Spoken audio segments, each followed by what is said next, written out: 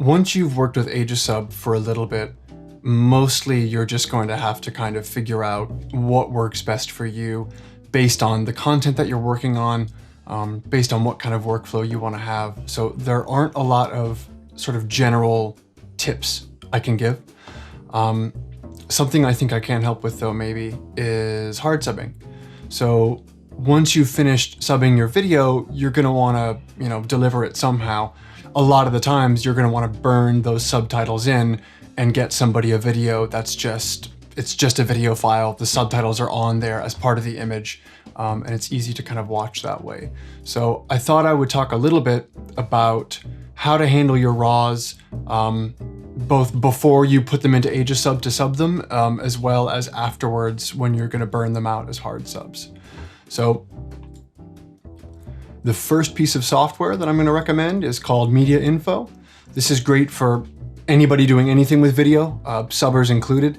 It's going to give you sort of all the important information about your video file in one place. You'll need this to be able to figure out sort of what you should be doing with the RAW at the encoding stage. So that just gets downloaded from that big blue button there and installed in the usual manner. The second bit of software you want is MKVToolNix.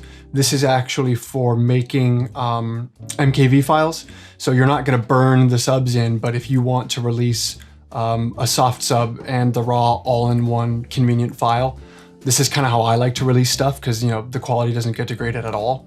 And even you could then later extract the subs and do stuff with them if you wanted to.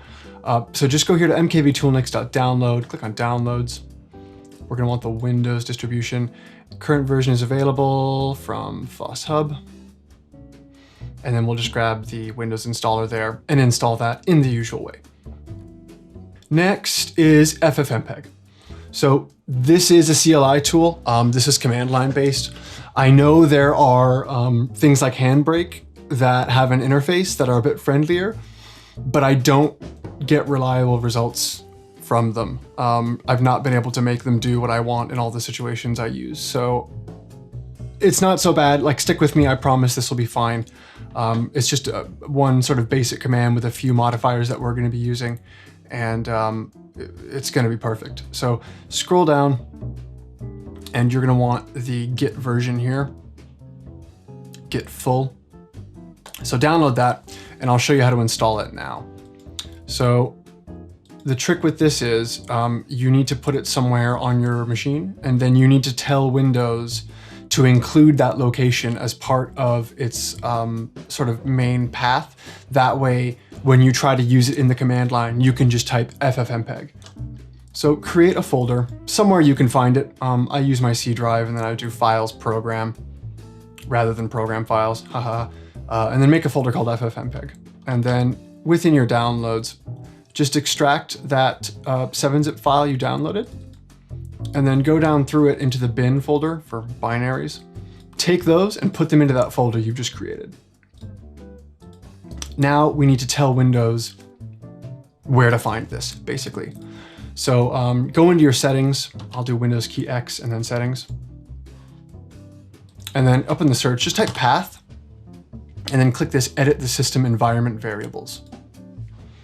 Click on environment variables from here. Go down to path, highlight it and click edit, and then click on browse.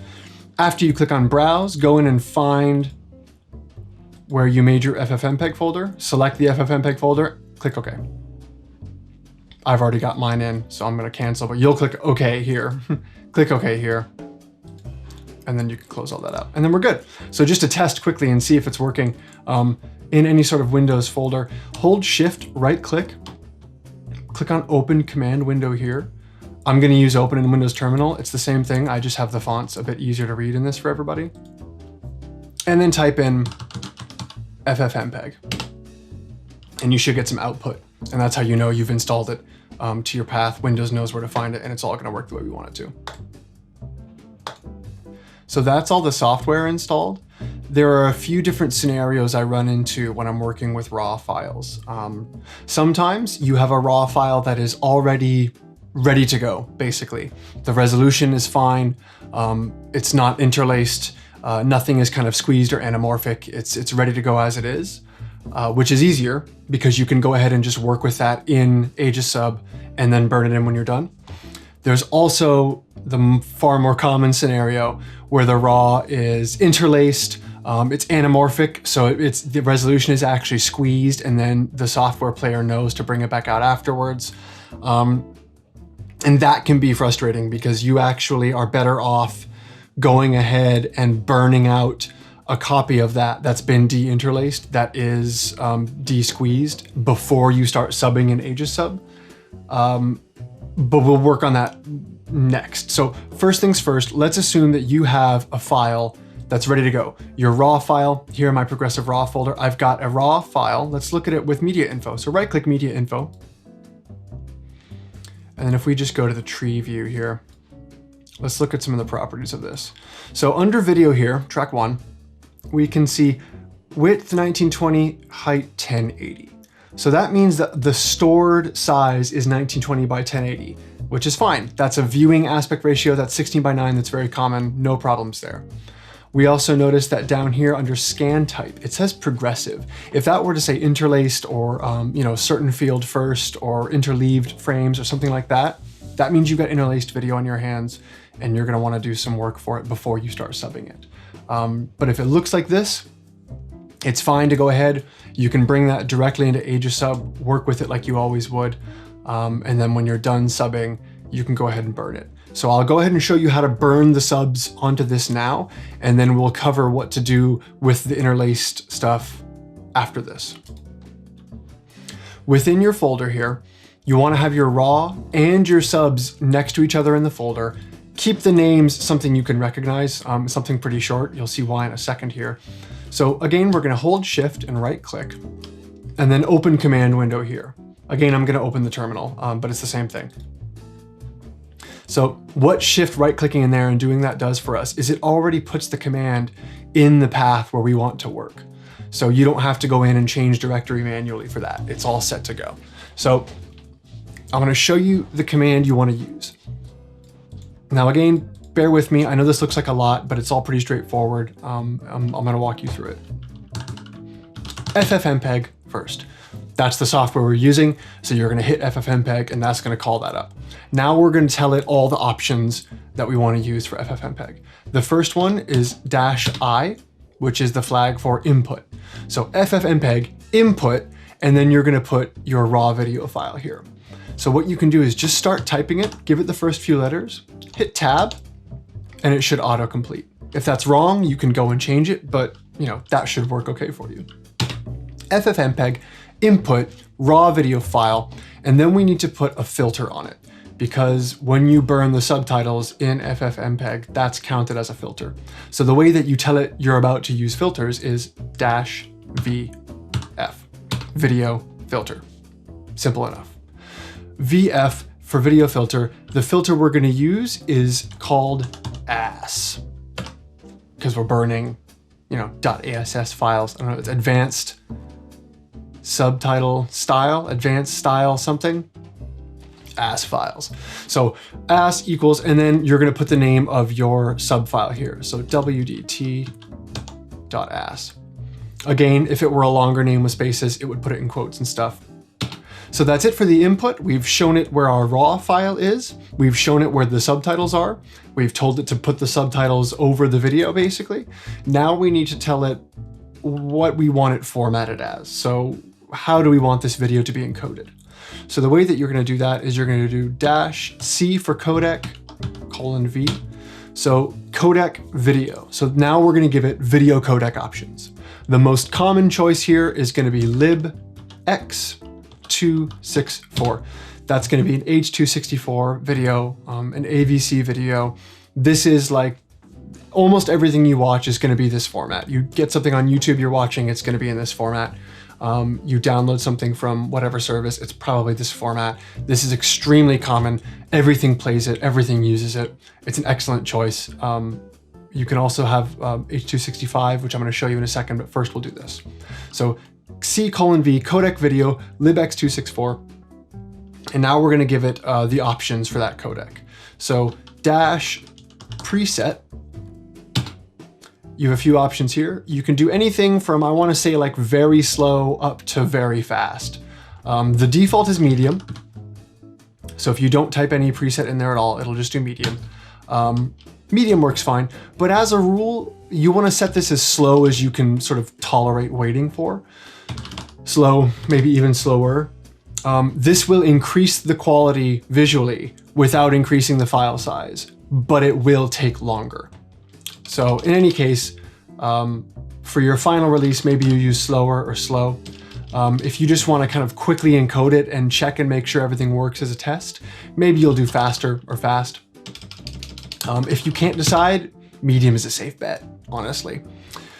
Next, -CRF. This is constant rate factor, I believe. And what this means is, instead of giving it a single bit rate to try and use, you're telling it, look, target this level of quality. So maybe there are some parts of the video that don't have much motion, and they don't need as much extra data. It will lower the bit rate for those parts. Maybe there's some parts where there's lots of detail, lots of motion. It will raise the detail for those parts. It will raise the bit rate for those parts. So it's going to intelligently scale the quality based on the content of the video, which will give you an excellent balance between quality and file size. The default CRF is 23. This is fine. CRF 23 should look very good with almost any 1080 stuff. Now, depending on the quality of your RAWs and how they're sourced, this can be a bit overkill. So I've found that the RAWs that I'm using are mostly TV rips, and CRF 29 tends to look about as good as the original RAWs without being any bigger in file size. So that's kind of what you want to target. If you render it out and the file size is massive, go in and make the CRF a bigger number. If you watch it and it just looks like ass, go in, lower the CRF a bit. I can't see you ever going lower than maybe 18. I can't see you ever going too much higher than maybe 31. This all depends on the resolution too. If it's all 720 video, these numbers can be bigger. Play with it until you get the size you want, basically. Next, we'll do C:(A) codec audio. So we're telling it how we want to handle the audio codec, and we're just going to put copy. So that way, it's not going to re-encode the audio. We're not gonna have any issues with it squeezing the audio or making the quality worse or anything. It's just gonna copy the old audio track from the RAW onto the new one, okay? Next, you tell it how you wanna name the file. So I'm gonna call it, this is wdt hard crf29.mp4. It's important that you put the file extension in there because that's how FFmpeg decides how to wrap that up. Just to go over this again, FFmpeg-I for input, our raw file, VF for video filter, we're using the ASS filter to burn in wdt.ass, CV codec video, we're going to use the H.264 codec, medium preset, again, the preset is whether you want it to take longer for better quality visually, or if you want it to go faster for worse quality visually. It shouldn't affect the file size much. CRF 29, again, a lower CRF number is higher quality, but bigger file size. You may have to play with this to get it at the size and quality balance that you want. CA codec audio copy, don't do anything with the audio, take it off the RAW, put it onto the new hard sub, and then the name of the output with the file extension. So that all looks great. We're gonna hit enter, and it sure looks like it's doing something now, doesn't it? Most of this is not really relevant for what you're doing. I mean, it's if you want to really go in and check and see, but frankly, a lot of this is just sort of defaults that it sets that we know work well. Something you can check down here, you can see the frames per second that it's rendering at. So this is not the frames per second of the final video. This is the frames per second of your rendering. I've got the total size that it's at here. This is the momentary bitrate. So right now at frame 2000, the bitrate is about 2400 kilobits per second. You'll watch that kind of scale up and down depending on how complex the source video is. Speed here tells you how close to real time you are. So if this is running at 1x and your video is 1 hour long, it will take you 1 hour to encode the video. If this is running at, 0.5x and the video is 1 hour long, expect to wait about 2 hours for that to encode. Simple enough. If you realize here you made a mistake and you want to go out, just hit Control-C a couple of times and it'll back out of it.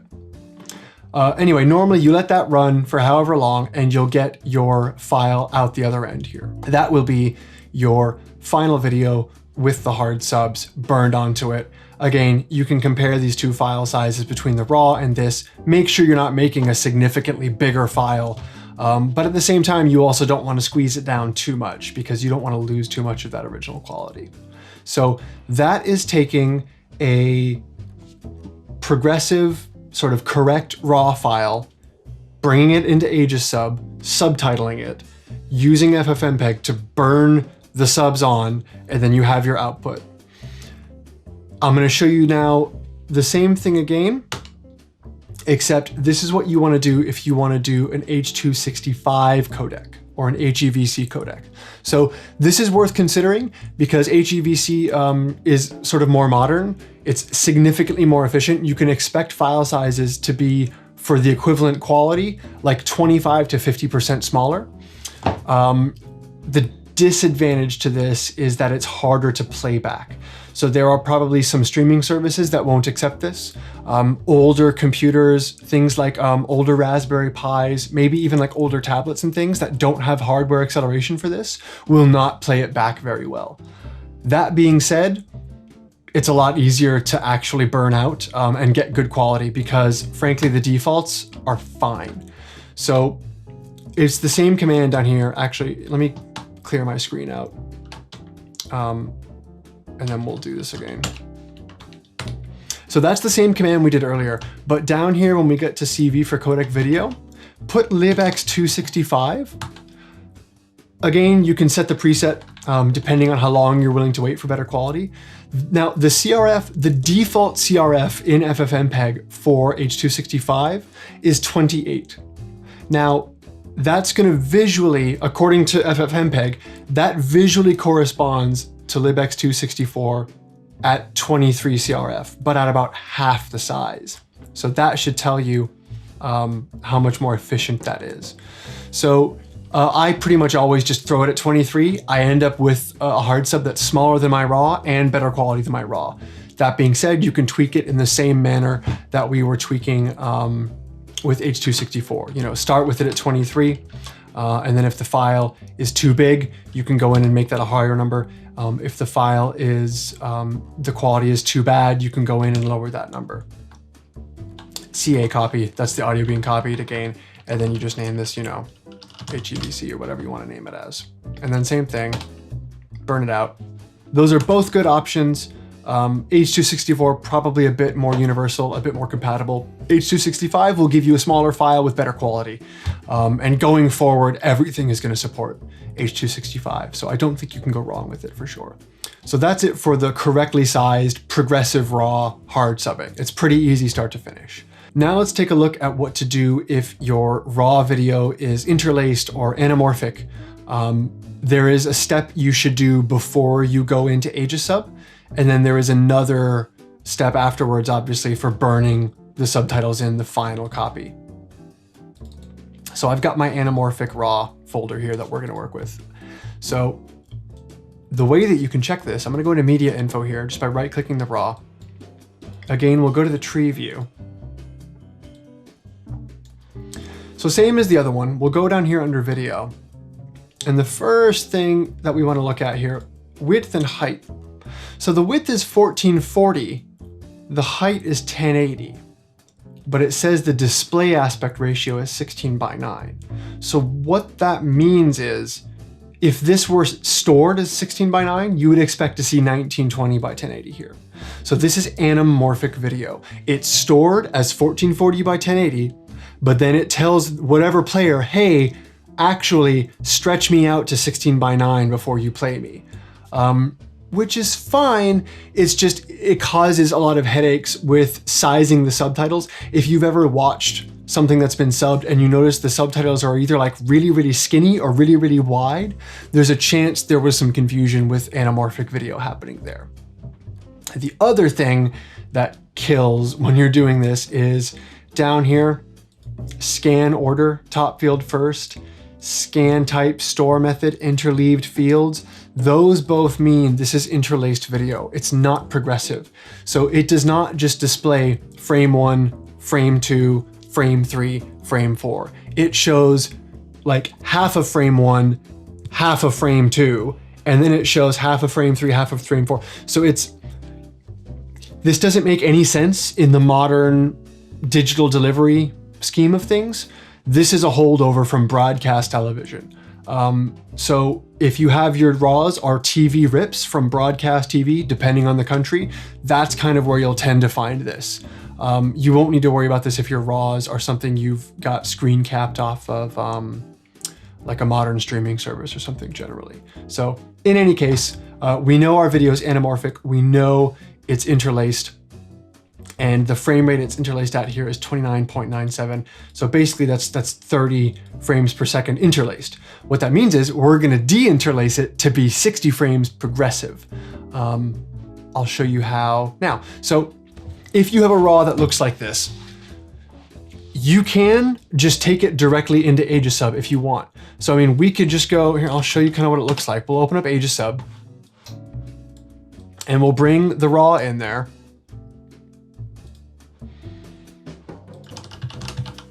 And we can start kind of going in, here, I'll need to make this bigger because I'm not using my this.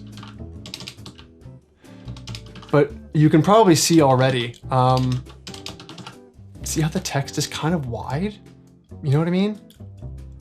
Like if I put an O, I mean, you would expect that to be narrower, eh? So that's because the video is anamorphic. It's being stretched out. Now, we can account for that. We can absolutely account for that. Go into subtitle, go into resample resolution. We can change that here, set the source resolution to 1920 by 1080, and it will go in and stretch them back to normal. That's fine. The way it does that is just if you go into the style, it scales the X down here to 75%. That's cool. The only problem then is if you want to play back this subtitle file on a video that is no longer squeezed down, then you have the opposite problem and the text will be stretched out. Better not to deal with it in the first place. The other thing is, if we look at this, see this kind of combing here? Those lines?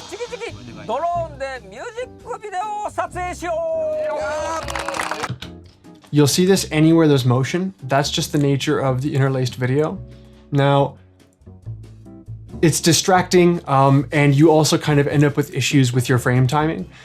This video is 30 frames per second interlaced. When you de-interlace that to 60 frames per second progressive, where frames start and end may be just a little bit different than where you have them here. So you may have the starts and ends of some subtitles no longer lining up with scene cuts. So basically what I'm trying to say is, if it's at all possible, you should avoid working with the interlaced and the anamorphic RAWs directly in Aegisub. You can, and then you can go back later and you can go in and you can go back in here, recorrect this and go in and make sure that everything stretches back out and then it'll look fine on it. But it's better to avoid it altogether, trust me. So the best way to do this is, before you even start subbing, we're gonna burn out a de-interlaced, de-squeezed version of this that you can then work with. So this is gonna be very similar to the way we burned the hard subs in to the progressive RAWs, if you saw that already. So shift right click inside your folder where you have everything next to each other, open command window here. Again, I'm using Windows Terminal. It's the same thing, it's just gonna be bigger so it's easier to read.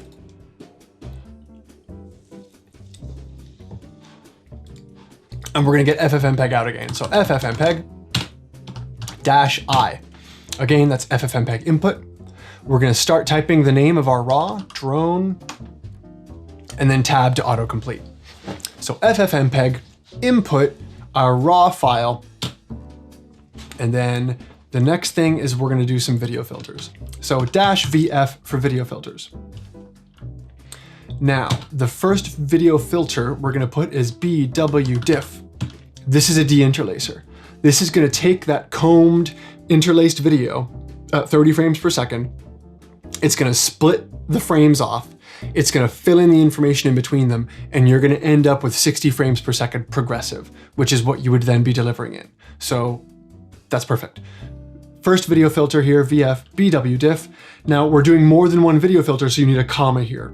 bwdif, comma. Now we're gonna fix the squeezed video. So if your video is not anamorphic, if it shows as 1920 by 1080 in MediaInfo, you don't have to do this scale, but mine is 1440 by 1080. I need it to be 1920 by 1080. I'm gonna add in the scale filter. Scale equals 1920 by 1080, because that's the output resolution I want it to be in. If your video were 1280 by 720 output, you would put that here. This is your final output resolution. One more thing, we're gonna do one more colon, and we're gonna do flags equals lanczos. I've never had to say it out loud before. Basically, the default upscaling or the default scaling and stretching is a bicubic filter. So it's just gonna scale it in a higher quality manner, basically. Comma. So the first video filter is bwdif, comma. The second video filter, here, I'll just do this all on one line. The second video filter is scale, which equals 1920 by 1080, flagged as lanczos. Next, we need to do the video codec, so -c:\v codec video, libx 264. Aegisub might be able to handle H.265. It should, probably. I've never tried it though, and H.264 should be faster. So when you're making your sort of working copy, best to use this, I think. Best to use H.264. Preset, honestly, I don't really care if this looks amazing because it's just my rough copy to sub with, and I just kind of want to get working. So I'm actually gonna do preset fast. CRF, yeah, we'll do 28, 29, just so the file doesn't get huge. Maybe you want to send this to somebody else for them to also work on if you've got the pleasure of having team members to work with. So CRF 28, we'll keep it nice and small. CA codec audio we'll copy as well. And this will be, we'll call it drone desqueeze.mp4. Hit enter, that's gonna encode. So again, this is not gonna have any subtitles on it because you've not made any subtitles yet. What this will give you is a progressive, non-anamorphic video that you can then edit sort of easily and cleanly in Aegisub. So same concept here as last time. It tells you which frame it's on. It tells you how fast it's going, both with the speed and the frames per second. It tells you the bitrate it's at currently. Let that sit and cook for however long it needs to. And then when it's done, you'll get your output video. That'll be this drone desqueeze here or whatever you've named it. Take that, open Aegisub and use that to do your subbing, okay? That way you're gonna avoid all those issues I showed you of the text being squeezed and the weird interlacing on the video player and all of that. So a bunch of time gets cut out now because this is where you would go and actually do the subbing. So now you've used your desqueezed sort of intermediate file in Aegisub to do all your timing. The translations are back, everything is looking good. You're ready to burn your hard subs. So in this folder where I have the raw, the soft subs, this is our temporary file that we just made earlier. Shift right click, again, open command window here. I'm gonna use Windows Terminal, it's the same thing. Back to a very similar looking command by now, FFmpeg, -I for input, drone. Now I want this to be drone raw.mp4. Let's put some video filters on, -VF.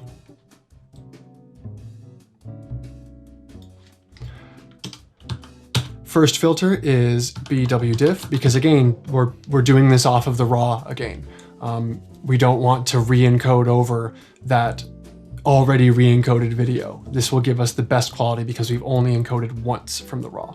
So bwdif to deinterlace, scale equals 1920 by 1080, flags equal lanczos. Now we're also gonna add this time the ass filter equals drone.ass. CV codec video. Again, libx264 or 265, based on the previous section of this, however you want to decide to export it. libx264, 265, whatever you like. Preset, this is your final output. So if you're done testing and you know the values you want, slow makes sense, as slow as you can stand to get the highest quality possible. CRF, again, I've played with this before. I know that CRF29 will give me, it'll give me a good size that's not too much bigger than my raw, and the quality will be good. And then we do CA for codec audio, copy. I don't want it to do anything with the audio, I just want to move it over, and then output. So we'll call it drone hard.mp4. There we go. So now that sits and cooks for a while, again, depending on the speed of your machine and the settings you've chosen, more or less time. And then when you're all done, you'll have your drone hard, or whatever you've named it there. And that should be a video that's not too much bigger than your original raw, but it will have the hard subs on it. The quality will be good, and you'll be good. You'll have no stretchy anything. Everything will be nice and smooth because you were smart and you worked off of a desqueezed version in Aegisub instead of the raw directly. I'll just cancel that because you don't need to see it work for the next hour. So the last thing I'll show you here is how to make soft subs. We're gonna do this off of the original raw, and we're gonna add our subs into an MKV file. I'm not gonna deinterlace the raw. I'm not gonna desqueeze it. The reason for me to do this is because I almost see the MKV as like an archive. It's got the original untouched raw, the best quality I could get it basically, and it's got the actual sub file in there. Anybody then later can go, they can extract it, they can work on it, correct it, translate it, whatever. You're not throwing anything away, nothing's being destroyed. That then can be your master copy forever. So the way we're gonna have to do this now, if we just go ahead and put the subs onto the raw, I'll see if it does it on my player. They're stretched, see? I don't know why I point, you can't see. So the subs are stretched out here. Those are wider than they should be.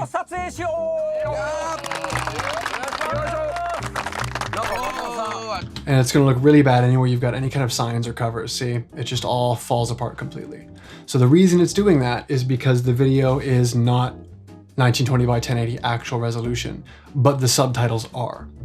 So we need to go in and we need to rescale those subs. So let's open up the subs here. I'm not even gonna mess with the video right now. Go up to subtitle, go to resample resolution. So right now it's 1920 by 1080.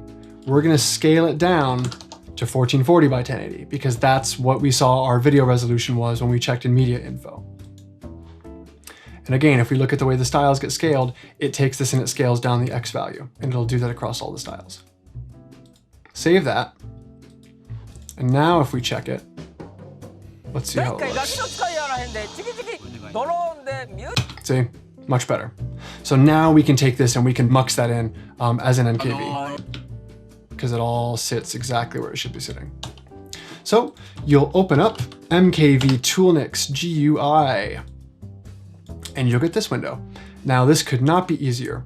So all you have to do is take your raw, again, this is the raw untouched file, drag it into here, take the sub file, drag it into here. You're gonna leave at this add as new source file to the current multiplex settings and hit OK. Now it shows you the tracks down here. So this is where we can see there's our 1440 by 1080 raw file. What's important to go ahead and do is to set the language flags for this. Otherwise you'll have people who will, they'll open up the file and they'll go, there are no subs on, because they don't have their player set to play subs by default. You can make it force that. So go in here and under audio, we know the audio is in Japanese. So we type in, sorry, the way that works is you just click on language and then just start typing. And there you get Japanese. I suppose you could also use the drop down if you wanted. Now we can see the language here is set to Japanese. Here's the substation alpha. That's what it stands for, substation alpha. This is your subtitle file here. We also need to assign a language to it. Its language is English. Now, if you had other languages you wanted to put on here, you absolutely could. You could get another sub file, drag it on, and you could say, okay, these are the French subs. And that way someone could go in and choose. which is a lovely thing. So we've got all of our stuff set up. So then once you've got that, you can down here, you can select the output folder if you like. By default, it'll output next to the original. You can also rename it here. So I'm just gonna call this drone soft. And I'm gonna start multiplexing. This does not take long. It's not re-encoding, it's just taking everything, putting it next to each other, and packaging it up nicely in an MKV. There we go, all done. And now we end up with the soft file. So it's the original RAW, and we can tell because we have the option to switch our subtitles. These aren't actually French, I just called them French, but...